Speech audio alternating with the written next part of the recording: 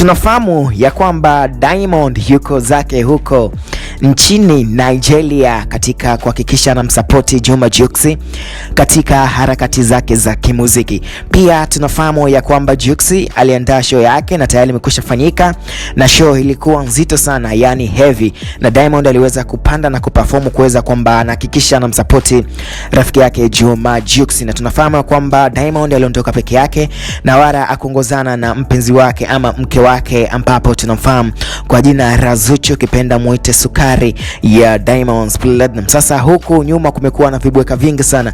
Kama ulitembelea katika ukurasa wa Snapchat wa msanii Zuchu, aliweza kuposti picha ya Diamond Platnumz na kuweza kuweka caption nzuri kabisa ya kimapenzi na kusema kwamba nimekumiss, akaweka ile emoji ya simba, yani lion. Nimekumisi simba wangu, hakika nimekumisi mpaka sielewi, hembu fanya urudi, upweke wa kukaa peke yangu nimeshindwa, nimekuandalia zawadi nzuri uipendayo.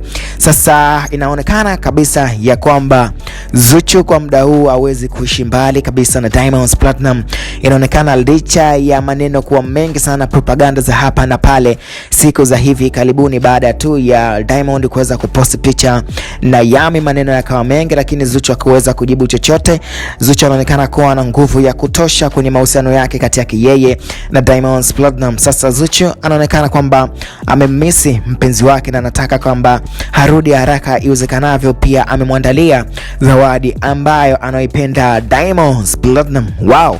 Sasa mapenzi ya watu wawili yanaonekana ya kwamba kila siku yanavyozidi kupigwa vita na vijembe ndo kwanza mapenzi ya watu hawa wawili yanazidi kutaraadadi na kushika kasi kabisa katika maisha ya wawili hao. Zuchu inaonekana hajari hata kusikia maneno ya wanazengo wanasema nini huko katika viunga vya mitandao ya kijamii, haswa pale Instagram. Watu wengi wameonekana kumpiga madongo, haswa Maimartha. Anaonekana Maimartha sasa hivi ameibuka upya na kulivalia junga swala hili la Zuchu pamoja na zile picha za Yami akiwa na Diamond Platnumz, licha ya Zuchu kuweza kumpatia onyo ya kwamba akae mbali na maisha yake, la sivyo atafanya kitu cha tofauti, watu wote watabaki kushangaa. Sasa Diamond anachotakiwa sasa hivi ni kuhakikisha kwamba anarudi mapema, kwani tunafahamu ya kwamba tayari ujumbe na Isa ameshaupata kutoka kwa mpenzi wake ya kwamba amechoka kukaa mwenyewe, upweke